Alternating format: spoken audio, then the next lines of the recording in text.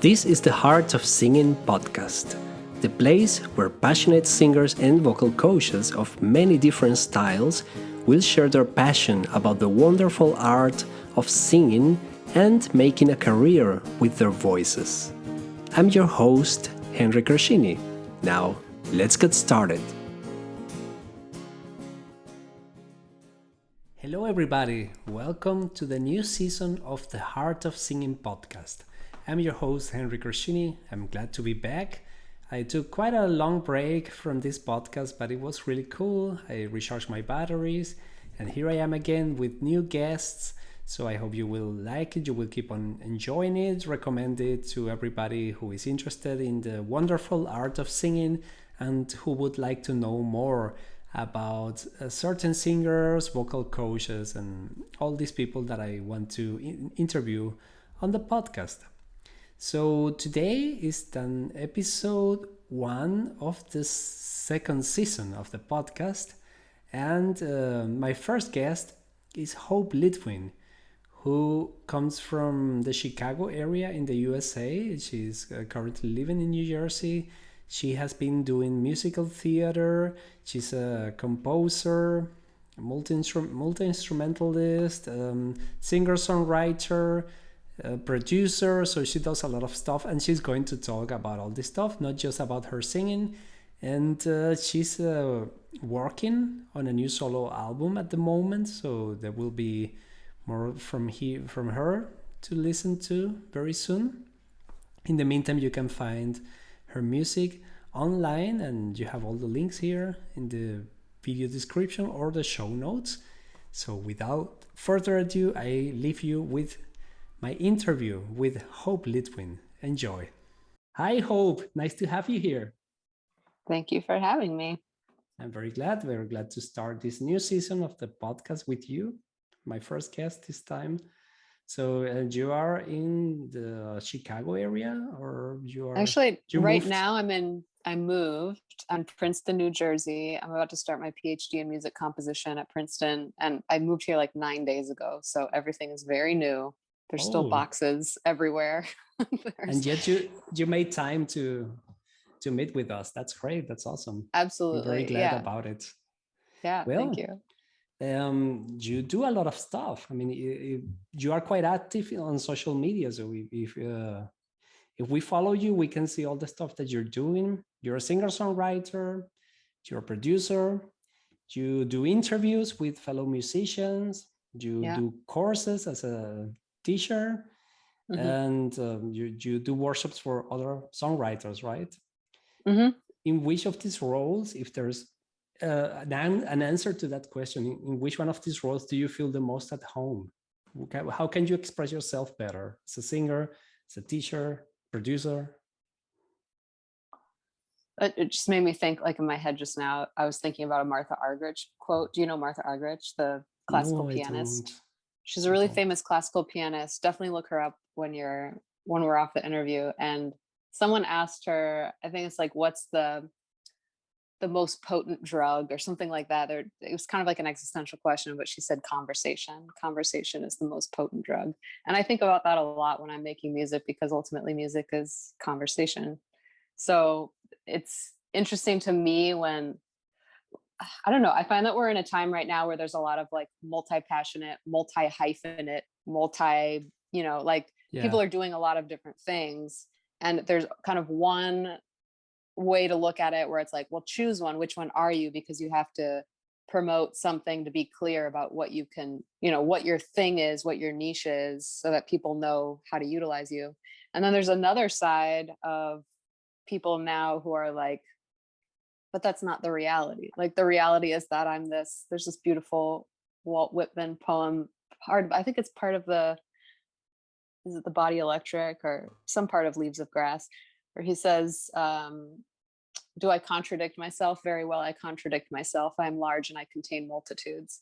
And to me, that's always felt like the reality of who I am, is like that many different things are happening, and that's just the truth. So there is no like choose one direction. Like the truth is that there are multitudes, and then how do you show up fully in everything that you do and kind of the guiding so that's, I guess, one side of that answer. And then the other side of that answer is I feel most comfortable when there's like clear communication and connection. So when the conversation is flowing through music, and that can happen in teaching, and that can happen in the practice room, and that can happen in performance, and that can happen in the studio, and that can happen anywhere. So it's not so much like it like doesn't, at least in my experience, it doesn't play by the same rules of like, well, what kind of music do you perform, and what kind of musician are you? And like, to me, those are like, I want to say the wrong question, but it's more than that. It's almost like irrelevant to why I make anything that I make, or like irrelevant to why I show up in the It's all world as you. an artist. It's all Yeah, you. it's like, Right. which It's is a different. very challenging Mhm. thing to do, I think. So my quest, I think, has always been, but more and more, I think, as I gain more experience and give less shits what people think about me, and kind of am guided more toward my purpose, the That's the more I'm like, spirit. that's the spirit. The more I'm like, actually, that is a very challenging thing to do, to show up completely as yourself in all of your like awareness, and be responsive to the moment, whatever that's bringing, is the challenge, and is like the most beautiful thing. Because I think I spent many years chasing like, maybe I'm a singer songwriter and that's the path, maybe I'm a Mm. opera singer and that's the path, maybe I'm a music producer and that's the path. And I think anything I ended up in, it was like, well, there's still really shitty situations where like maybe I sang in like an opera that was technically like a really good production, but I was bored out of my mind. And I was like, Oh, okay, okay. well, technically I'm in the place I'm supposed to be in, doing the thing I meant to do with great people. But the reality is, I feel like everybody's phoning it in and half asleep, and I'm bored out of my mind. And this is not why I'm in music. So, and it's not that that means like, oh, then opera's bad or whatever. I don't think that's it. It's more like, the guiding purpose was never like, well, I'm a singer songwriter and that's what I do. The guiding purpose was, I want to feel like alive and electric and communicating with artists. Like, that's the place that I like to play in. And if that's not happening, then I'm not interested, no matter where that is, whether that's in the studio or that's in the theater or that's in, I don't know, wherever. Very cool. Well, most of the guests, actually all guests that I have had so far on the podcast, and this hasn't been made intentionally, but all of them had new music coming out at the moment of the interview somehow. Nice. And Yeah. but in your case, you are quite active right now with your courses. Or are you producing new music now? I was writing an album actually, and I was meant to be in a studio right now. Um, so I did some traveling, and then I was supposed to go to a songwriter's residency in Canada and then to Miami to record with a producer that I've worked with there before. And then I got the Delta variant and I had to cancel everything. And I came back here early. So I was actually supposed to be in a studio right now finishing an album, but it's not going to happen, I think, for another couple months. So that's delayed, but I'm always working on songs. And as I've been exploring more of like the world of social media and how people are connecting with each other and how people are using those platforms, especially as musicians, and just how people are communicating through that, I've just started to play around like with Mm. TikTok. I happened to go viral on TikTok like a month and a half ago with just like a lip syncing funny video or singing into a tampon about NASA. and and I got like 14,000 followers in like a week, and it Oh was God. actually really intense. It was very intense experience because I was like, you kind of don't, it's stuff happens that you don't think about. Like you get worried, oh my God, am I going to be canceled for something that I didn't even think that I did? Or am I Probably, yeah. what, Who probably right. knows? But I mean, all these fears like show up. But anyway, it gave me like kind of a little bit of a critical mass where I was like, oh, how do I want to communicate with these people that are here now?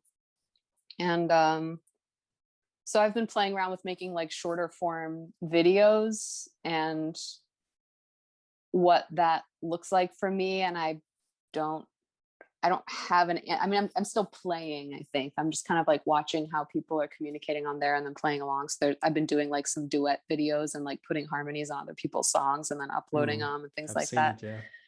They're really fun, but it's like I like that it's playful. Like a lot of my studio work is like more serious, where I bring people in and everything's written out, or I like guide improvisations and I spend like 25 hours mixing one line. I mean, it's like a very like a mad scientist type project, and it's like it takes as long as it takes until it's that kind of thing. um so it's interesting to me to start to see like these different opportunities pop up where it's like, well, how does a musician show up on something like TikTok and be helpful or be like fun, or I don't know, like, and create community? And then how do I also show up I was making some pretty labor intensive music videos for a while because I love working with film and working with filmmakers. And while I love the art that we made, they never really got any traction. So I was like, wow, we put all of this work into these videos that like maybe get 200 views or something. And that seems so sad. So like, how does Yeah, that that's fit true. now in the culture that we're in? Like, where do more like long form? It's so funny because like 4.5 minutes doesn't seem like it would be long form media, but now it Now it is. is. Like, that's like an ancient The attention format, span is reducing, Yeah. yeah. And I don't blame, like, I think a lot of people come from the like, oh, no one has an attention span anymore. But it's like, honestly, we have so much thrown at us that like, I understand to a certain degree if you have a gajillion people shouting in your face that you're really only going to give each person a couple seconds before you decide whether you're going to listen to them or not, because it's Yeah. just too much. Like, so I get that there's, and it's kind of like a trickle down thing, or like a siphon thing. That's not the right word. Whatever that word is. I don't know. Those little cone filters where you're like Yeah. pouring spices into a small bottle, that thing, where it's like, if you can get someone's attention with like shorter clips of things, then they'll follow you for your longer content. And then maybe they'll come to your show, which is like an hour and a half. And then so Hmm. I get that there's like this kind of editing process that people need of like, if I like you for 3 seconds, then I might like you for 20 seconds, then I might like you for 5 minutes, then I might like you for 20 minutes.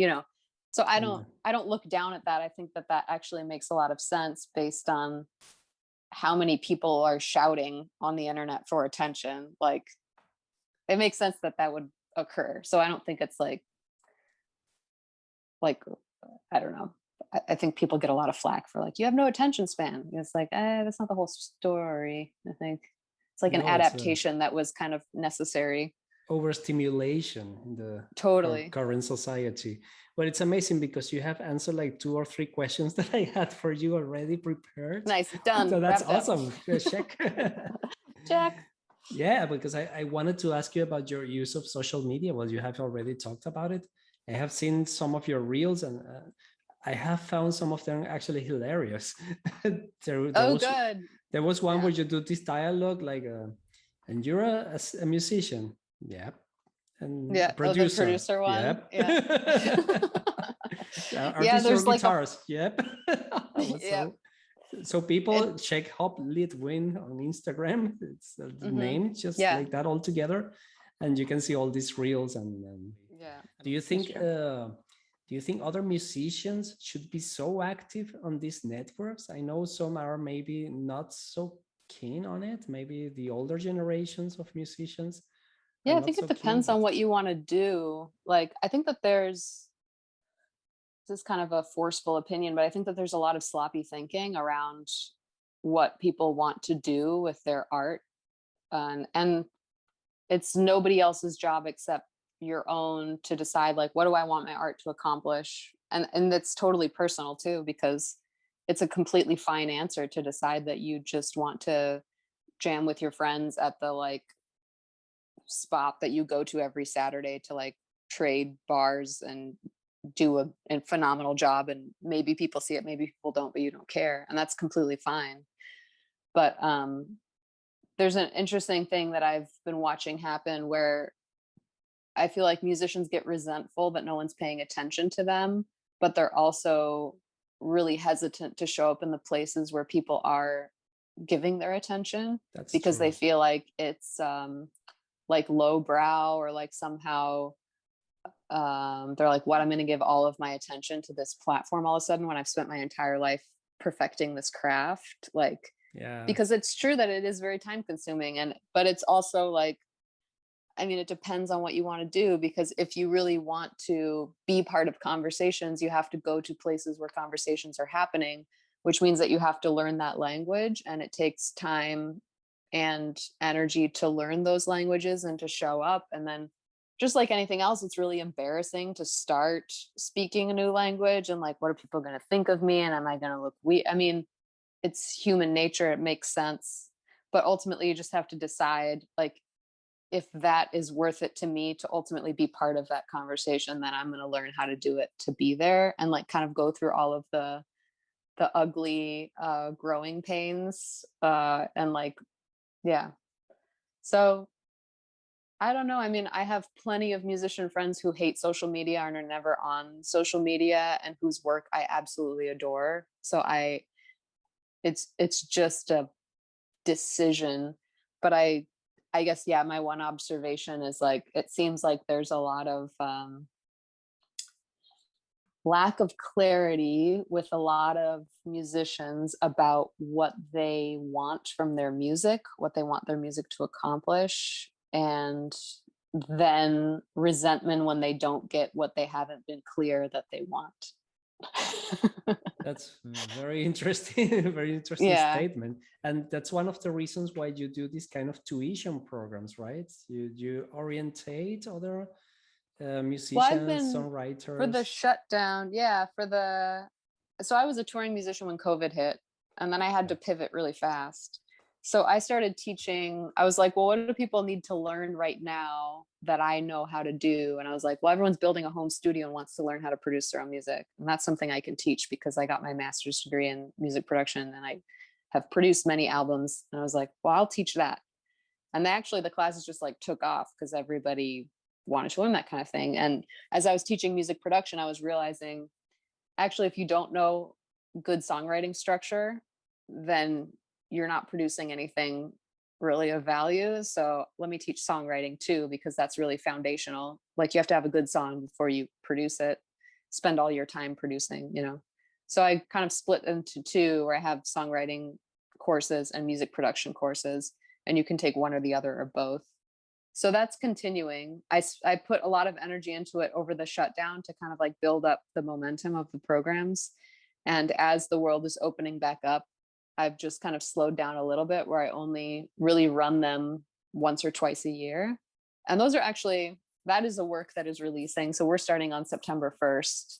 You have it. So anyone, By yeah. the So, time this is being released, that was in the past already. So we're talking oh, really? from the past into the Well, future.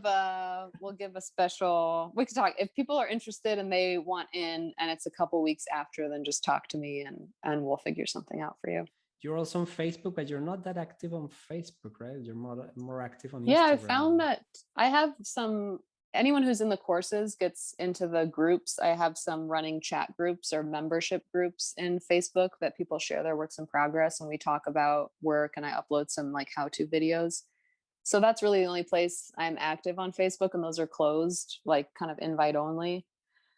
But I haven't figured out for myself, other than that, I don't get how Facebook is beneficial for me at this moment to do what I want to do. For anybody, for that matter, right Well, it now. seems like there are people I know who have figured out how to run Facebook ads, people who sell kind of like the people I know who use it, who do well, are either people who sell like kind of lower ticket items and need to sell a lot of them, and have figured out how the Facebook ads work and have used them to bring in more customers. I've seen that work. And then I've seen people who use Facebook for like their membership groups to have conversations and like teach people new stuff and kind of build community. I've seen it that way. But as far as like posting on Facebook pages, like personal Facebook pages, I haven't seen that do much, but that's just what I've seen. I mean, I'm sure there are people who have figured it out. I also I was very active on Facebook maybe 5 or 6 years ago or 4 years ago, something. But I think everything kind of transitioned to Instagram around that time. Yeah. And now everything is transitioning to TikTok. Oh, So I'm in the it's moving older fast. It's moving generation. fast. I've been Yeah. resisting TikTok all this time, but who knows? Who knows? The future still holds many things for us. It's really Okay, fun. I recommend it. I might try at some time. Hmm. You mentioned that with the songwriting, that you think that everybody should learn these songwriting skills, Yeah. and there are many songwriters, I include myself, who are intuitive. But it's also important maybe to have this kind of mentoring. Even if you think that your song is really, really good, somebody who is not there from the beginning might hear something else that you're not hearing. So that's more or less what you do when people come to you with clear ideas about what they want to do with their songs. I have found that very few people have clear ideas about what they want to do with their songs. That's been my experience. I Okay. think that your brain can trick you into thinking like, oh, I have a full song, when really you have like part of a verse and an idea for a chorus, and then you never produce the song because it's not actually done. So I call myself a song doula, where I help people get a lot of clarity on what they're trying to say and how to get it out concisely and clearly in a way that pleases them. And a lot of that is a lot of question asking. It's kind of like therapy, honestly. There's like I guide with a lot of questions and kind of directed questions. So I'm not telling you how to write your song. I'm just asking why, and for clarity in certain places, and asking, do you think this is effective to accomplish what you're trying to accomplish? And like it's a lot more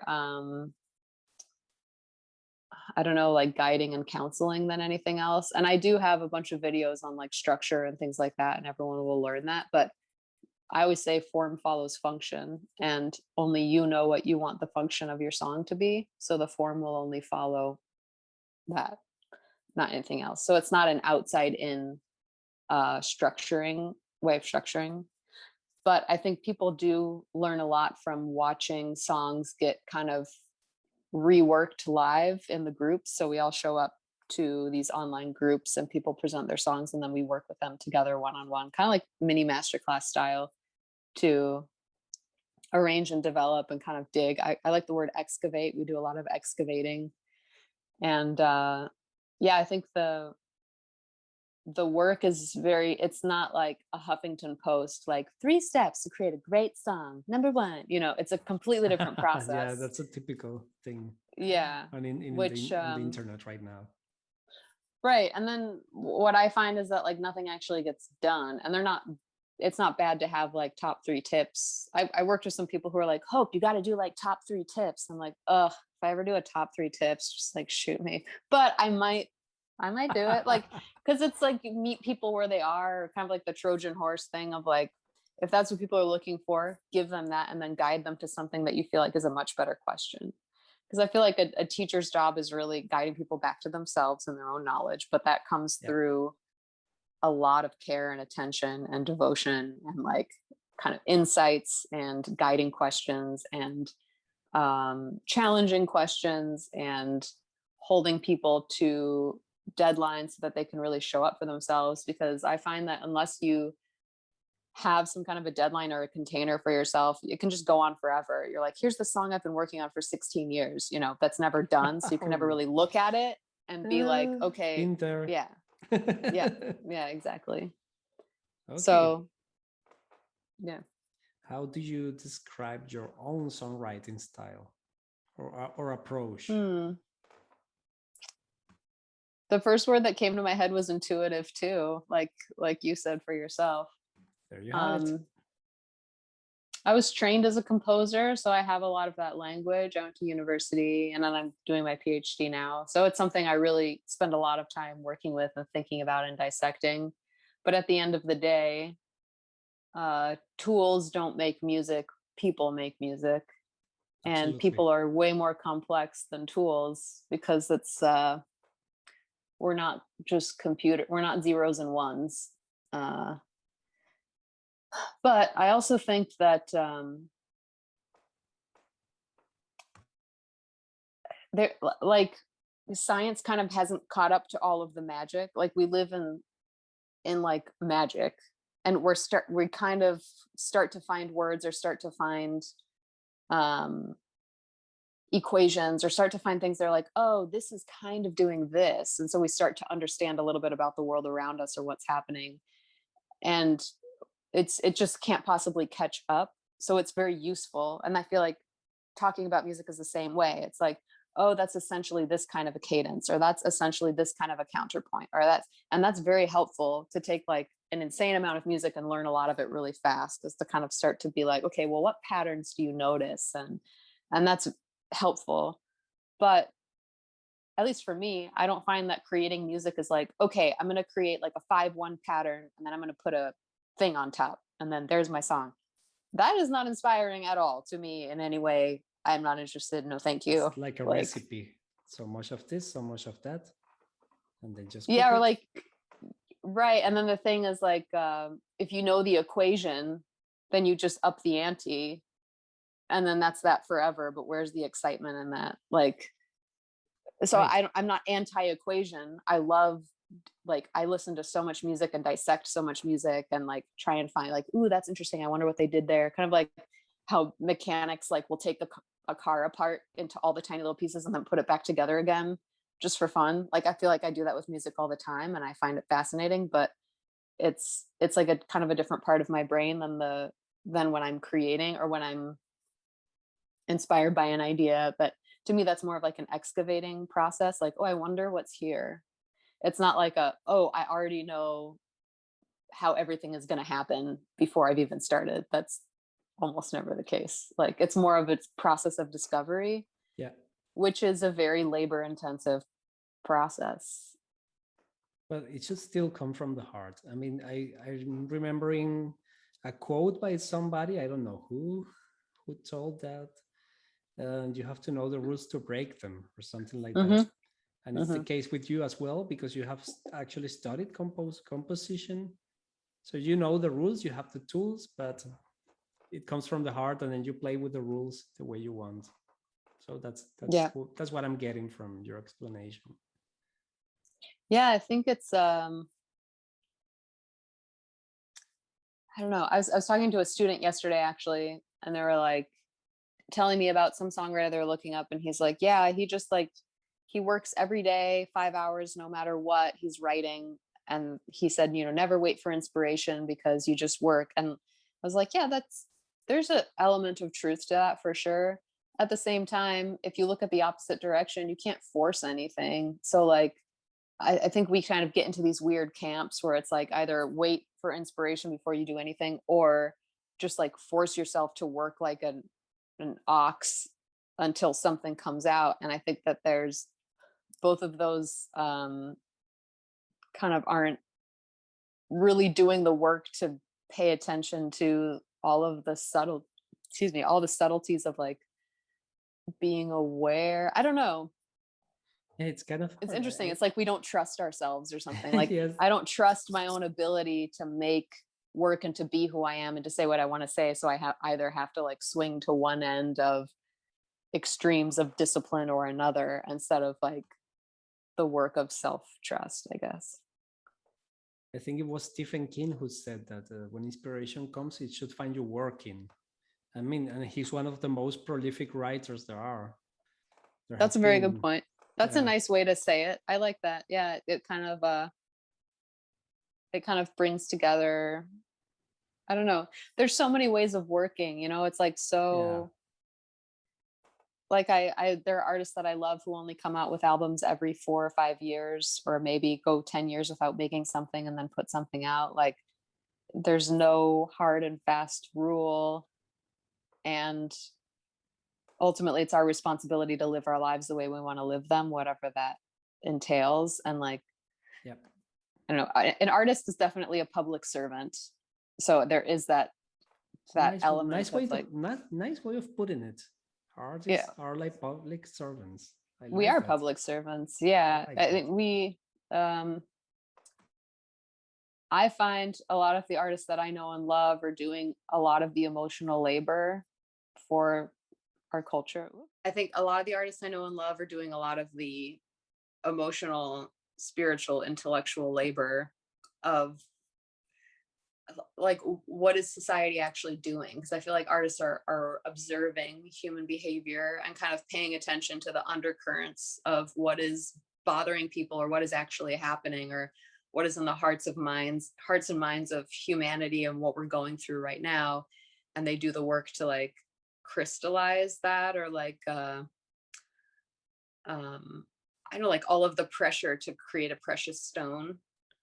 I feel like that's a lot of the work that artists are doing. And then they offer you, you know, here's a painting, here's a song, here's a dance, here's a something, but it's coming from a lot of that work of observing and like honesty, of like extreme awareness and honesty of what is actually occurring here that no one's talking about. And let me like take that information, synthesize, transmute, and then create this jewel out of that for people to benefit from, to feel seen, to feel heard, to have a paradigm shift about like, oh, I couldn't see that in that way. I was just feeling chaos, but now that someone put it in those terms, someone wrote that poem, someone sang that song, I can synthesize and understand this experience in a way that feels spiritual or feels revolutionary or feels meaningful or feels like there's some purpose here, or there's some, I don't know, whatever. That's my own experience of great artists that I've loved. I'm like, everything is chaos. And I hear one song, I'm like, oh, I get it. Like I've been able Awesome. to place that into this place that makes me feel like, okay, it's going to be okay. Lovely answer. Let's talk about your music, because I was talking with you off the air about your discography. I mean, we find 3 albums of yours on Spotify and 5 on Bandcamp, but you told me you have more than that, right? How many albums do you have? You know, I think I have like 6 or 7, because I started making albums when I was 17, and I've got quite a few like physical copies. Which wasn't so long ago. I make the joke Wasn't again. so long ago. Yeah. It's so funny because like, you know, often, I don't know if just everyone has asked this, but there's like a weird thing in the music industry where everyone wants like a young wunderkind type, you know, like if you're not, it's so funny because it's like, if you're not 12 or 13, then you're not like a genius. And then if you're not, and I've kind of been through all those stages where I was like a 12, 13-year-old great musician that people are like, oh, you're wunderkind. And then I was like a 16, 17-year-old girl in the like writing albums, and then they're like, oh, if you don't get famous right now, then you're not going to be relevant at all, and you're going to lose everything that's meaningful about you, and no one's going to care. Like there are all of these, and then when you hit like 22, 23, I don't know if this is gender specific or not, but like then they're like, okay, well, you're starting to lose your value for real, even if you're like not a hit. But even if you want like a more meaty career where it's like, oh, you have meaning, but you're not like the it girl, that's starting to leave too. And like it's so funny to like look back as someone who decided, I was like, you know what, I'm really smart, and I can learn how to do all these things. So I want to learn how to engineer, I want to learn how to produce my own records, I want to learn how to compose, I want to learn how to write for orchestra, I want to learn how to write for choirs. I learned to do all these things with that time. So I feel like all along that timeline of being told like, you're no longer relevant now, you're no longer relevant now, you know, like, and just like gaining skills. And now I look back on that and I'm like, that's so tragic. If I would have believed any of those people at any time, I wouldn't have educated myself to learn the things I now know that give me total control over my career or my artistic voice or the things I want to say or the things I'm capable of doing. So I think about that often, you know, especially I'm 34 now, which is like, they've given up, like pretty much everyone's given up, like you're basically, you're like come on. You're way past your prime. And for me, my experience is like, I've never felt so powerful and so like clear about what I want to do, and so capable and so excited about how I collaborate with people and how I communicate, and who I'm able to work with and how we're able to work together. Like So it's very odd to be like, my own experience is like the radical opposite of the expectation placed. And part of the work of Sanctuary Studios is the music production studio and like education platform that I built. And part of my goal for that was to offer educational services for everybody, but my big passion is for women in music to learn how to produce their own music and write their own music, because I found that those skills for me like freed me in such an incredible way, because the tagline for Sanctuary Studios is tell your story, which I think is very important for everyone to do. But I never felt like I could tell my story until I could actually tell it without anyone's hands on, like I can write it myself. And not to say you should do everything yourself all the time, but knowing that you're capable of writing it yourself, producing it yourself, orchestrating it yourself. And, every point along the way I've done and I know how to do. And I can always take it back into my own hands if someone else takes it and runs with it and goes in a direction that I'm like, no, that's not what I was saying at all. I'll take that back. Thank you. So I don't know if that was tangential, but that's been a very important part of building Sanctuary Studios for me, is like the empowerment aspect for all artists, but especially young women artists. That's like a passion of mine. So yeah. Okay. Well, 6 or 7 albums, and if we check Bandcamp, you have 3 soundtracks that you have made. These are for theater plays, right? Yeah, one was a movie musical that I wrote, and then one was for a dance theater piece. Actually, I think there might be 2 for dance theater pieces on there.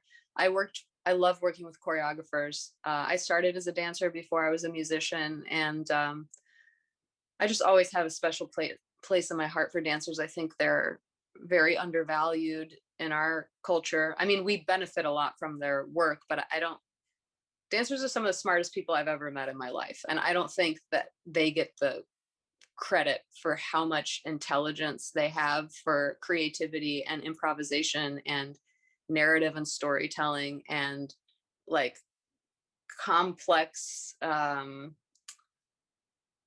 do you say that? Kind of like the word cognitive dissonance came to mind, but that's not quite it. It's like holding very opposite things in your space and your body and your creativity while you're creating. I think dancers do that better than any other art form as a whole. And I just have a lot of respect for them. So that's to say that I work with them a lot. So I've produced a lot of music and written a lot of music for ballet and ballet theater and dance. And yeah.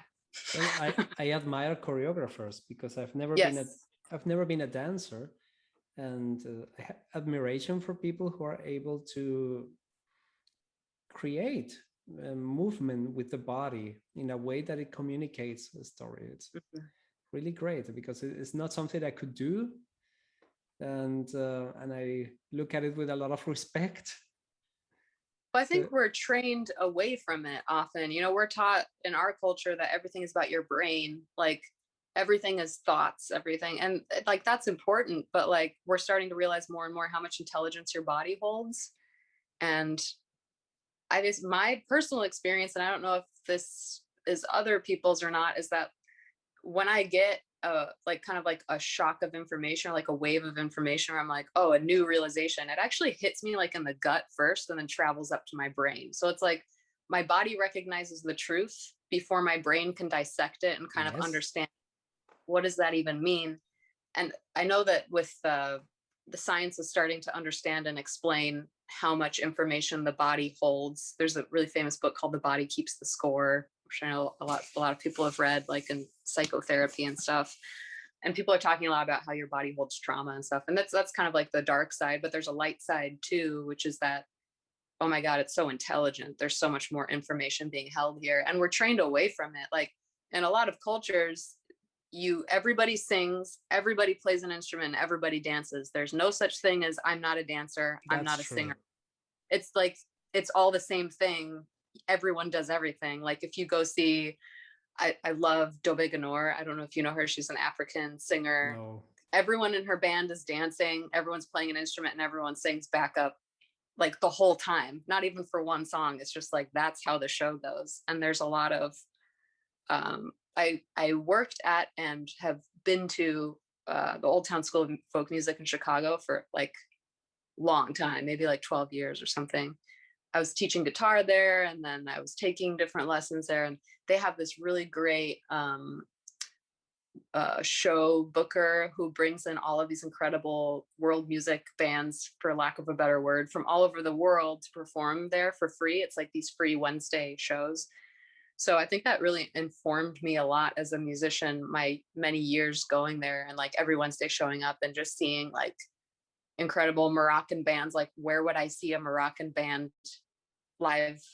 Like it just right. doesn't occur to you to go looking for it. So it was like I got to be in this place where all of these types of music would like come to me, and I could just like sit kind of in someone else's living room from around the world every week and just kind of be in awe of like, oh my God, I didn't realize as like a Western musician that these are choices we make. Like, we just decided you're either a singer or you're a dancer or whatever it is, but that's a choice. That's not the truth.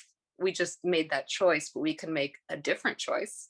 We can like, so, but yeah, I really think they're all the same. When I work with choir, I'm getting everyone to move. When I work with, depending on the instrumentalist, because sometimes you're working with ensembles that have their way of doing things and they don't want to change. But if I do have more kind of sway in the group, I'm always trying to get people to move, because the music is always better when they've like internalized it in their body and can like feel it in their body. Always better. I agree. You're right. Talking about your music, well, doing the soundtracks with working together with choreographers. So how different is that approach when you write for theater plays, for dance plays, and when you write your albums for your own sake, for your own expression? That's a good question. I think it comes back to conversation, like kind of one of the first things I brought up. Because when I'm writing for somebody else, I'm helping them tell their story. I'm not telling my story. And I try to authentically bring what I know to be true about what they're trying to say, so that it doesn't, so that it feels authentic, but it's not my story. So I feel like kind of an assist. And that's, I think, where I come up with the term song doula, because it's somebody else's baby. But yeah, I guess I see like, if it's my own thing that I want to say and no one else is there, then I'm a songwriter. And if it's something else that someone else is trying to say, but they want assistance and they want kind of like someone who knows that process well and who's done it many times, then I become the, what's the Spanish word again? Partera, comadrona. Partera. Yeah, for them. Yeah. Okay. Yeah, very good. Let's talk about your singing. The first time we got in touch was several months ago, and then I checked out your songs, and the first one I heard was Hollow, which was your single from last year. And I thought, wow, this sounds awesome, because it's haunting somehow. It has this haunting atmosphere, and you create a lot of atmospheres with your voice. So you have all these vocal harmonies and all these vocals responding to each other. So I think your music is very vocal centric. Yeah, that's true. So it's great for the podcast, because it's a podcast about singing, although of course we cover all these topics like we have been doing so far. So when did you discover that you wanted to become a singer? How did that happen? I didn't stop singing as a child. I just like born and started singing, and then my poor older brother was like, "Shut up!" He like couldn't stand it. I think we all had people who told us to shut up. That's key. It's key in your development as a singer, and we still do. And we still do.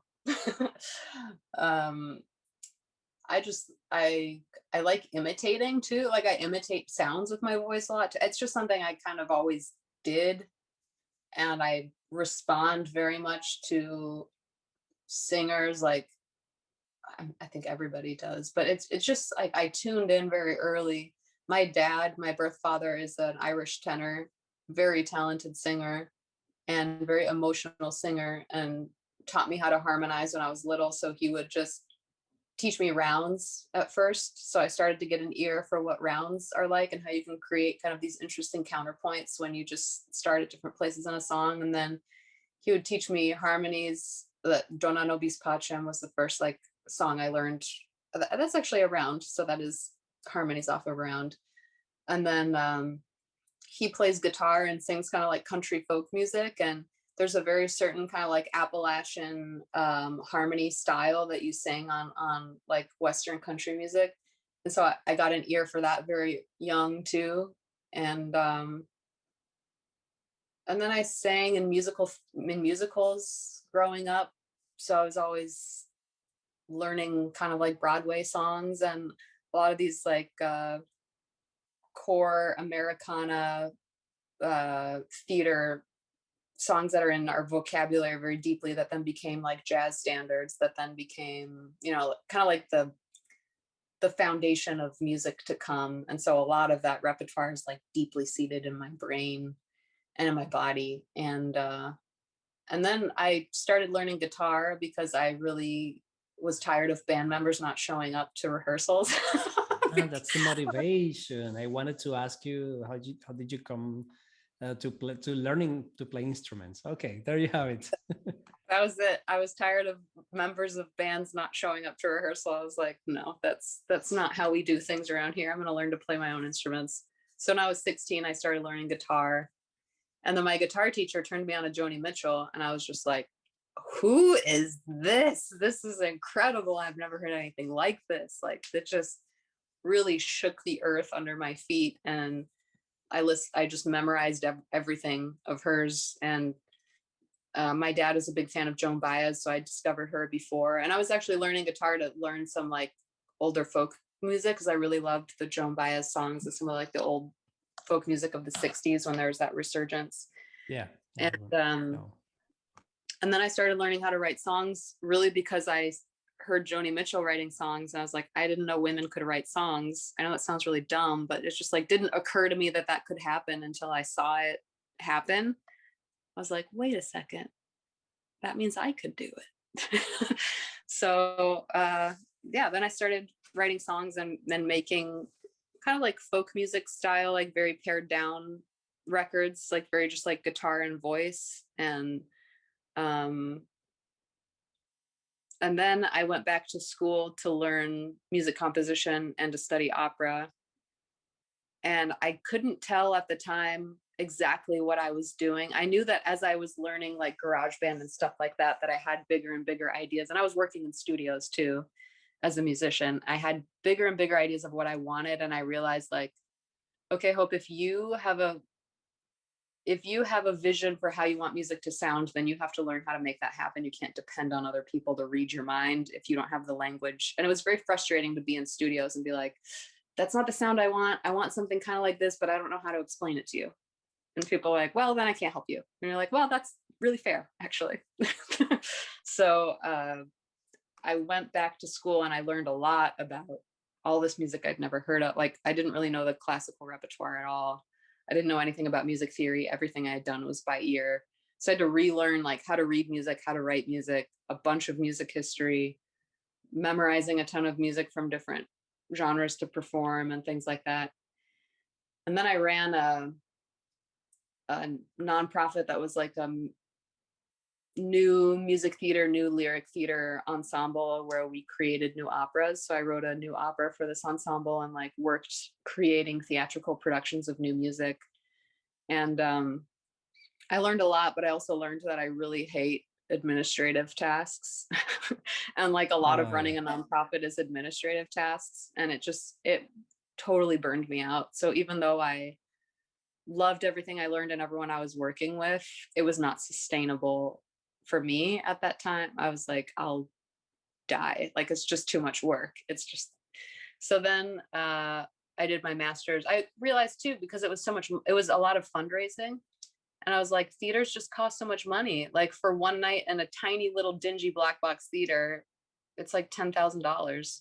That's a lot of money if you're trying to experiment with new music. And yeah, so I was like, well, what can I do? I can work more digitally, because digital, you can make more experiments and it costs less money to make experiments digitally. So I was like, well, then I have to learn all of these languages of like Logic and Pro Tools and video editing. And so my master's program, I learned a lot of that music technology.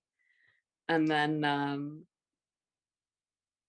yeah, I went on to NYU after that to study. I got in on a full scholarship, which was incredible, to work with Julia Wolf and Joan LaBarbera, who are really famous like chamber music composers.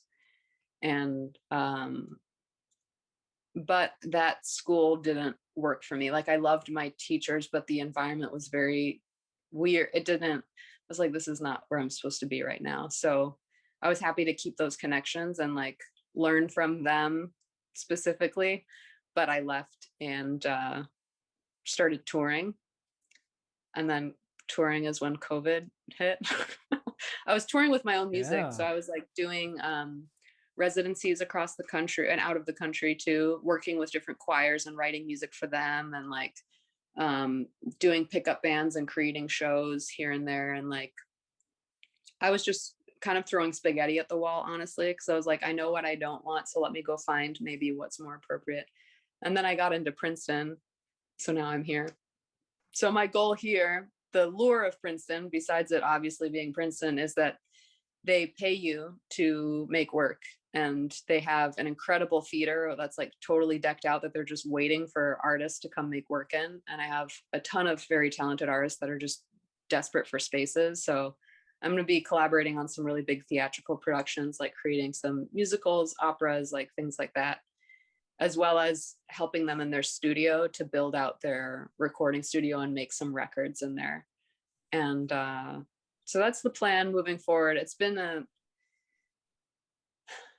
been interesting. Like, I wish I had someone like my age to talk to when I was me, like 16, being like, everyone like is kind of telling me either I'm going to be a pop singer, like sensation type thing, or I'm going to be useless or whatever. But I kind of know that there's more out there, and that's not the whole story. And I have all these other interests and skills that are just being ignored. And like, what's that about?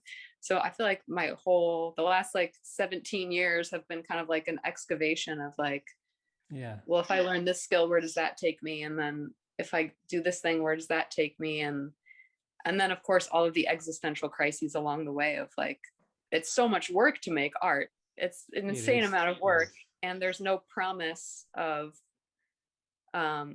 success in a sense. So yeah, success, which I was listening to a famous songwriter, Bonnie Barker, talk, and she said, it's interesting in the arts, the only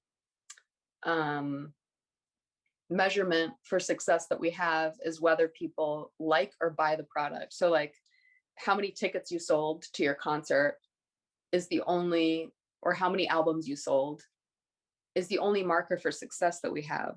But everybody knows incredible artists that don't sell out their shows and don't sell albums. So that can't possibly be a true marker, but that's the only one we recognize. So, and then we all know terrible artists who sell out their shows and sell a ton of albums. So it's like, it's weird that the marker that we've chosen to be, here's how you know if you're successful or not, everybody knows is not true, but that's still the only one that we value or that we have. So yeah.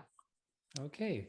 So when you started studying professionally, that's where you also got your singing technique down, right? Yeah, I mean, I'd taken some voice lessons before. I was always performing from the time I was really young, but I was always a lot of stage fright. Like, I would kind of like blast through it, but it was never enjoyable for me. And that like, I just felt like, oh, wasn't that so much fun? I was never a performer that felt like that. I was always just like, oh my God, I want to puke. Like, yeah. but I found actually that studio work made me feel a lot more comfortable, because I'm actually a very introverted person, which I don't think a lot of people realize.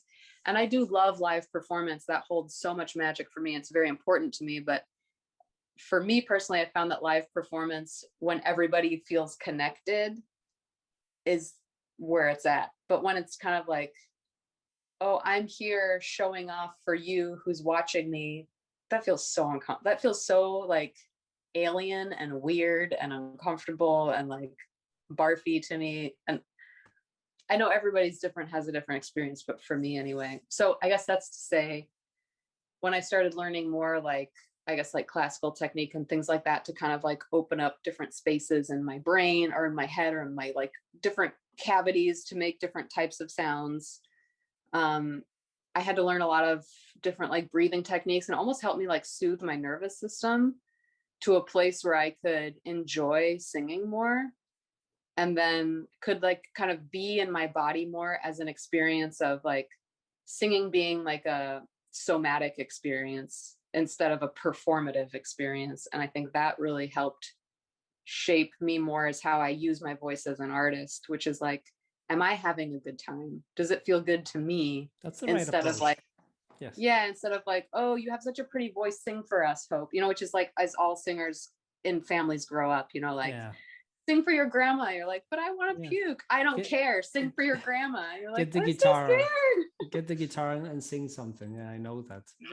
Right. Yeah. Which is not, it's not bad, but I think it like depends on your nature maybe. And for a musician who's like very introverted and naturally more shy and hasn't figured out how their instrument feels to them or belongs to them, it can be a very weird experience to be like, dance monkey, you know what I mean? But and no one means that, like no one's trying to do that. They're trying to like, you know, we love your talent, we want to experience it, but it can be very traumatic for like the person, you know what I mean? Especially when you're younger and you just haven't like kind of claimed it for yourself or something. Yeah, and people can be discouraging as well. Oh yeah, it's fine. It's fine for family reunions, but maybe not for a big stage. Oh Or yeah. that kind of stuff. Yeah. So the things you have mentioned, they have much to do with this term embodiment, right? Because you are not only singing like you use your vocal folds and you place the voice up here and all this stuff, and you support down here. It's like you sing with the whole of your body, that you have to check the posture and placement and all this stuff. So how are your shows? Do you play like completely by yourself with an acoustic guitar with sequences? How do you do it? Because like I said, your album or your albums, you hear a lot of your singing overdubs and all this stuff. How do you bring that live? So far, I've done 2 shows based on or 2 kind of little tours based on 2 of my albums. And one I had a violinist, an upright bassist, and I played guitar and sang. So it was like a little trio, and a drummer. I had a drummer. And we worked together to create something that wasn't the album. But I don't really like when I go to shows and it's basically the album on stage. To me, that's annoying, because I'm like, well, then why? I could just listen to the album. Like, I want something different. So for those purposes, we just kind of like arranged things to be different. Like the point was not to be the album, stripped down, but also more time to like open up solos or sections that didn't exist on the album that all of a sudden are there, and like moments for the musicians to improvise and play together in between songs and like kind of bring it to a different space. And then I did another show that was like a pianist I really like working with, and myself on a couple different guitars and an upright bassist, and we did a little trio thing, and a drummer. And we just played, like we did our own versions of the songs based on what we had. But I am interested in it becomes like an economics game, you know, because it's like ultimately it would be amazing to have like a full orchestra and a full choir and a full rock band. Like that's the fucking dream. But if you're working on a budget until you get there, I really don't like songs out of the can, you know, when there's like someone just like playing a background track and then sing that, like makes my ears bleed, even if people like have the best of intentions. So I've been learning Ableton, and I've been working on doing some live Ableton sets. But my experience so far is that the songs that I currently have in the way that they're structured don't transfer to the way that Ableton naturally wants to work, which is much more modular and much more like, I don't know what the other word I want to say is, but they don't, it like functions so, differently. You're yeah, like the DAW wants to not so behave differently. organic, maybe. I don't know what's Organic in a the different word. way. Yeah. It like builds a lot more kind of like dance music builds, because I know Ableton was created, isn't it in Berlin or like in Germany for Probably. dance music, electronic music. So it just the nature of how it wants to behave is very different. And so I've been following that and being like, okay, well, I'm really just coming up with different music in this, using these tools, which is cool, but it's a different thing.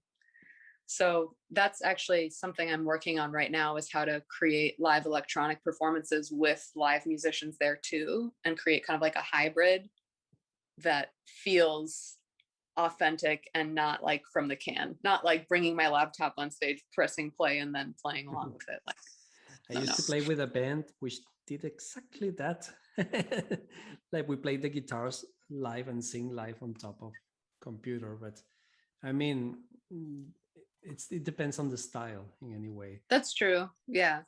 But It's also a weird experience. Don't you find as a musician that it's like, I don't know. What was your experience, I guess? I get used to it very quickly, but I usually missed the live drums. I usually missed having some guy pounding the drums in the background. Yeah. Like the actual feel of a person playing. Because also, it's so much fun to play with drummers, just like to improvise with drummers. Like if you get, I love to work with musicians who are also writers or composers in their own right, because they think much more about lines and about architecture and about structure. And so you can really pass things off in a way that they can kind of conceptualize form and kind of like pass it. I don't know. It's just, I love working with musicians, like having musicians on stage that are not just trading solos, but are also thinking about architecture and are like, ooh, what if I added this whole new aspect? And then it's like, yay, that's so exciting. Like, you know, yeah.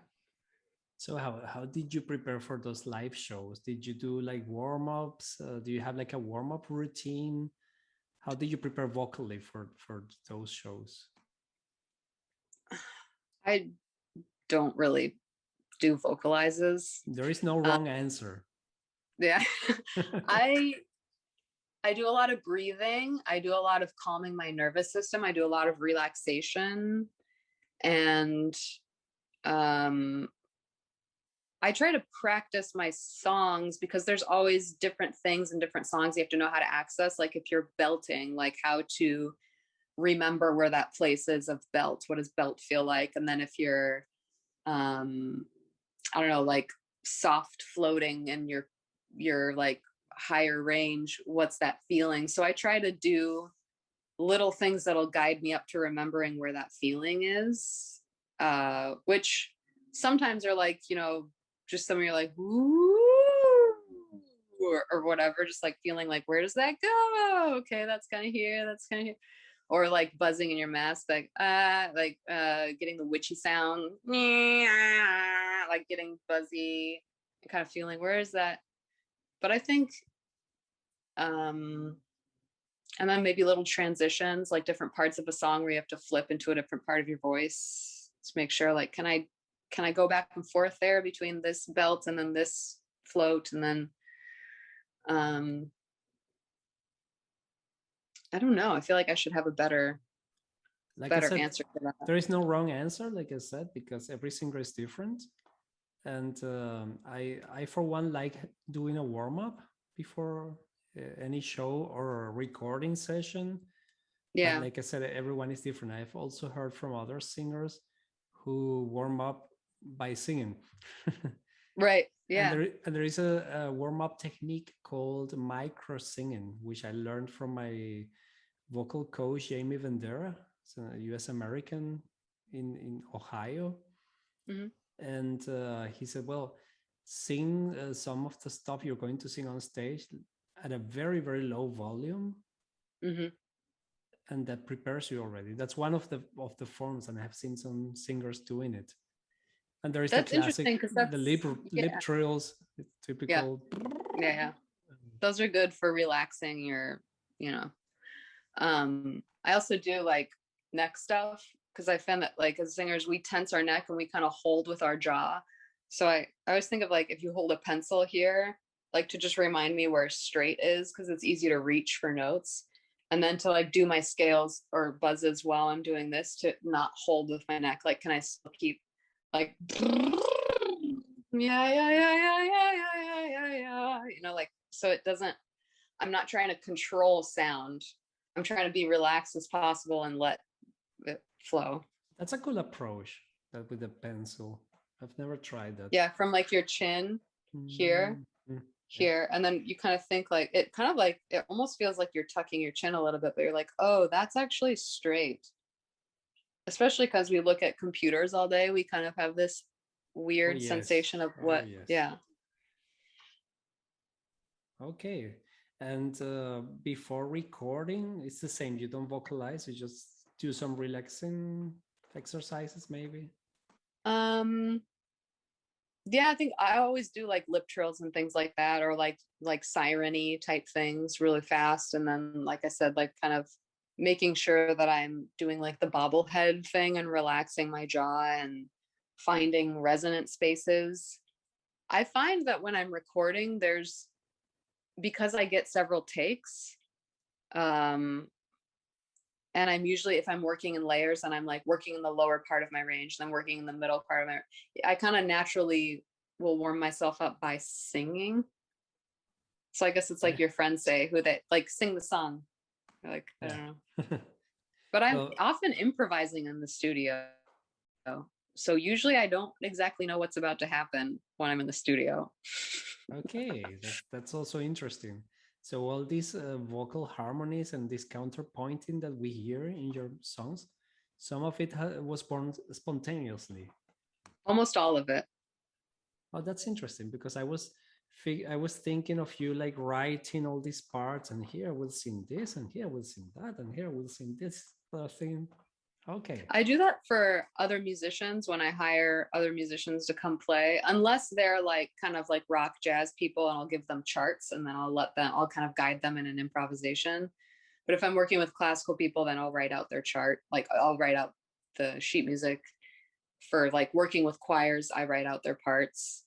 But for me, I mean, I sing everything before I write it down anyway for anybody. Like if I'm writing a cello part, I'm singing it. Da, da, da, da, da, da, da, and then I write it. But it's much faster for me to internalize music as a singer than to use my hand and write it on paper is actually way more labor intensive. So if it's just me left to my own devices, writing everything down is a pain in the ass and I don't want to do it. So I know what I think will sound good. So I just sing it and then it's done. That's great. I don't like writing music either. It's very labor intensive. And it becomes very helpful when you bring a lot of people into a space that you have a very short amount of time to make something complex happen. Writing helps a lot. But there are instances where like you can kind of overdo it. I don't know, it depends on the musician, it depends on what's happening, it depends on the song.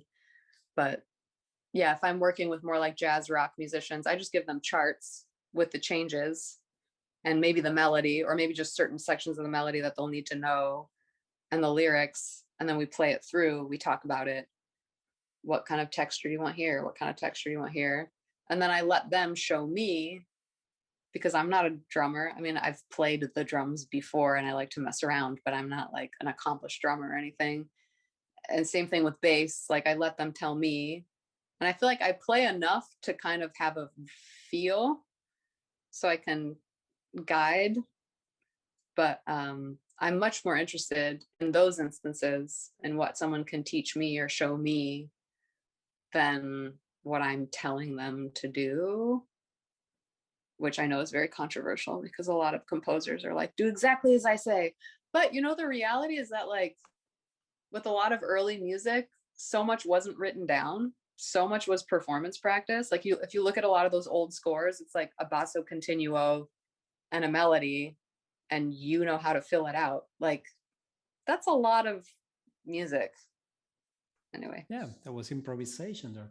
And I know there are some writers or composers who are actually like that. There is one band, and I read one interview with where the singer said, "I write even the very last symbol that is being played on the drums. I even write that." So, there are different approaches, and some others Right. leave Totally. their Yeah. musicians to be free to improvise, and so that's pretty cool. So what can we expect of your new album when you are able to do it? It will be vocal centric as well, and what The kind of songs that I have now are, I actually have quite a few of them on my social media. I've been releasing them, just my drafts on Instagram. Um, it's very songwritery, like piano and voice, guitar and voice. It's actually pretty stripped down what I have so far. I've got like 13 songs that are really complete, and then maybe 5 more that could turn into something if I put more effort in. And at first I was wanting them to be extremely produced and like work on just making a wall of sound.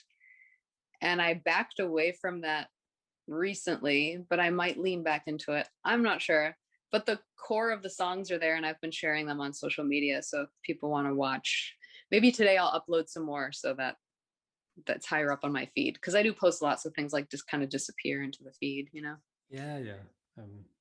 Immediacy, that's the key word with social Mm-hmm. media right now. Mm-hmm. Okay.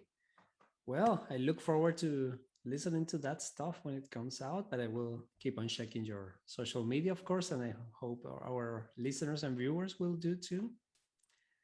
And now, before I let you go, I would like to ask you to sing something for us a cappella. Oh, Acapella. This yeah. is the song. This is an old folk song, so you won't get copyright for it or anything. But this is what came to mind when you said that. Okay. It's a little Appalachian folk song. It goes, at night when I go to my bed, I see the stars shine overhead. They are the little daisies white. I can't remember the rest of the words. I'll find it though. I'll send it to you. Lovely, That's a lovely little bit. cadence. Now, please, something of yours. I'm gonna see if I remember this song. It's from Wild Beast. It's called Fool. I won't ever be a fool again. He got my heart wide open. He aimed up, flinched, he clipped my wing. His song floated through my window as I went spiraling. We'll fly a kite now through a hailstorm. That's how my heart was received. Crash into these weeds, oh, Captain, over from the ground. My hopes went off, we got shot down. The words were sweet from the receiver. Now there's nowhere to be found. I'd sell my head to buy his heart. It was written in the stars. Too high. I will never be a fool again. It's kind of part of it. Awesome. Thank you. Thank you very much, Yeah. Hope. It's been a real pleasure to meeting you now face to face. And I look forward to listening to more of your stuff. Yeah, thank you so much. This was fun. I think we're done for now, but people should check your music out. So, like I said, the links are over here. People go and check Hope, especially in Instagram, because that's where she's the most active, or TikTok, you said. TikTok. Yeah. Yeah. Okay. Well, Hope, it's been great. I send you a big virtual hug Thank all you. the way to New Received. Jersey. Thank you. Thank you so much, Henry. Bye bye. Bye. So that was it. That was my interview with Hope Littwin. I hope you enjoyed it. I hope you will check her out. Check out her music. You find all the links here, and you can also find all the links to this podcast, The Heart of Singing, Instagram, Facebook, and Anchor.fm, Spotify. You find me on all of these platforms, and of course YouTube, which is, in case you're watching, is where you are watching right now. So, and I look forward to hosting my next guest very soon. In the meantime, sing your heart out and enjoy life. Until next time.